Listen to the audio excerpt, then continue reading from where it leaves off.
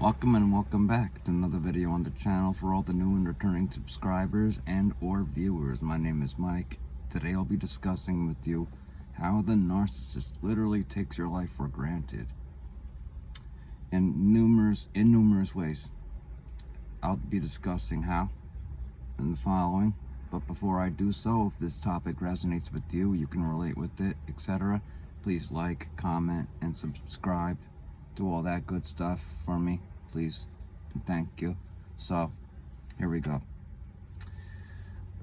I wasn't planning to make a video today, but this is an anniversary of a very bad day for me personally. The time when I broke my back and I had an out-of-body experience, and I'm still getting pain management to this day, having epidural shots and having a branch block procedure done soon. But yeah, and I've also had subsequent spinal surgery back 7 years ago in 2018 on October 10th, the worst day that I ever had.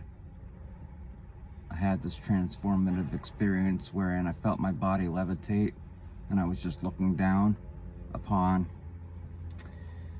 me on the ground and the people surrounding me, like checking me out, whatever. My face was all scuffed up. I have the photos still, but I'm not willing to share them. So I get sucked down to my body, and then the cop who attended the scene is like, "Do you want to go to the hospital?" And I can barely even talk because having broken my back, you know, it's barely impossible to get a breath out from me. So 6 to 8 of these guys are lifting me up into the ambulance, and there was an EMT in the back. She shoves these oxygen tubes up my nose, even though and I don't know why she straps my arms in. Like, I can, why I don't know what the logic of that is, but for all EMTs, like, comment, like, why do they do that? But you know, I was strapped down the gurney or whatever, and this EMT, luckily the hospital was 10 minutes away. I would have feared for death if it had been 40 minutes away by helicopter. Then I would have been effed, or at least I would have been, you know, screwed over by somebody else, hopefully not her. But anyway, when we get out of the ambulance, she starts making fun about my high blood pressure. That's a narcissist right there. If I had gotten her name, she would have been sued. And I did file one lawsuit, and I'm not going to discuss the details of that. My lawyer has always said, you know, my civil rights attorney, he's always said, stay silent about that and not talk. But I feel like it's within my rights to talk about certain aspects, especially since it's been a while, and I want to be truthful and transparent with you guys. You can't depend on one person's advice all the time. You got to take actions into your own hands. You have to say, enough is enough. I'm not going to be treated like that. You are not going to say that to me. You're not going to do that to me. You're not going to treat me like a second-class citizen, especially when you're damn near on your deathbed. It's very scary. It was the single-handedly worst day of my life. And this is why this video is so hard to make. But, you know, they'll laugh about how you're suffering sometimes. That's how crude and rude that these narcissists can get. They can get really nasty. They'll make fun of your high blood pressure for no apparent reason because they're the ones ticking you off or making you uncomfortable or something else pertaining to your health, you know. I've heard a bunch of stories, you know, like, you know, check out my video about how the narcissist affects your health, then you'll know what I mean. But the point of the fact of the matter is, you know, they'll still keep doing stuff you request them not to do, even though you got health problems. I'm not looking to play the victim card. Look, I'm a survivor. I'm not a victim. And that's another video I suggest that you check out if you haven't already. This isn't, you know, I'm not trying to be a sellout or, you know, chase clout, whatever they call it, but this is what must be said for record, that you, especially whoever's watching this video right now and who has made it this far, you don't deserve any of this happening to you. You don't deserve to, you know, be, you know, castigated and treated like a second-class citizen. And oh yeah, when I did return to work after I had my back surgery, you know, I get word that my uncle had passed away, and, you know, I told my boss, like, hey, I gotta leave now. You know, like, something happened, like someone died in my family. And he's like, okay, that's it. Like, that's how little the narcissist will go to, you know, console you, whatever. When I returned to work, I, like, might have gotten one hug from one person, but, like, otherwise, like, no one gave a shit.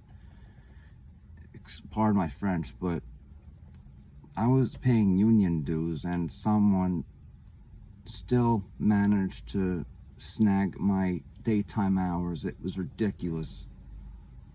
So degrading. And also wasting my time being on the phone with my boss, you know, like telling him I'm in the hospital bed on painkillers and stuff. It was nuts. But back to the subject in question, the narcissist will, you know, take your life for granted in numerous ways. Like your very presence, you know, you like to walk, you like to bike with them, you like to wine and dine with them. You know, real people will not take that for granted. Nowadays, you have a whole bunch of narcissistic slobs and snobs who only care about their phone and TikTok more than they do about the other person. And I'm not looking to lay baggage on anybody. I'm a survivor. I'm not a victim. Once again. But the truth must be told. And you all know that the narcissist will never do that. You have to vet people much more closely. And by the way, take a step back if you have to. Like I have. I don't care. Or if something does come up, you know, who's to say that it hasn't already? But anyway, you know, keep it on the down low. Keep your life on the down low. Don't let anyone know anything. Okay? Especially not the flying monkeys and the narcissists. Like, you all know that. It's just a very hard subject to deal with. You know, having PTSD and, you know, perhaps you have depression, anxiety, and you're going through so much stress, perhaps at home, perhaps at work, perhaps outside of work, whatever. And, you know, nobody lifts a finger to even say, like, oh, how are you doing? You know, like, you're not even asking for help yourself. You're not a beggar. You're not a mooch, a leech, a parasite. That is the narcissist, who leeches off of other people for their money and their resources, of course. Hence why we're called sources of supply, right? Just someone that they can just deal with for a little while, then we're literally, or figuratively, sometimes cast it off to the side and left to fend for ourselves. It's tough. And you don't know how much time you have on this earth left, perhaps. And it's something to not take for granted, excuse me. Before I close this video out, this is a tough one for me, guys, but I just wanted to let you guys know that, you know, what I've been up to. This is what's been going on. I've been getting some procedures done. And, you know, narcissists will never, you know, be there for you. They won't offer to drive you to your appointments, even though, you know, as you can see, I have my own car. Like, they won't offer to do anything. Like, they won't, insert the blank. Like, if you're an elderly person, like, the narcissist will, like, I don't know, not remind you to take your medicines, or, you know, not offer to help you with the little basic tasks like getting the mail or blah, blah, blah. It's really degrading when you're such in a tight spot. So that's what I wanted to get out there. Ignore these toxic people and get out, like, as soon as possible, however possible, like legally and literally get out. So I just wanted to wrap up this video real quick. I hope everyone out there is doing great, at least a little bit better than I am right now. But I just wanted to send you guys some love. As always, this is Mike. Take care. I really do mean it from the heart and the soul. Bye-bye.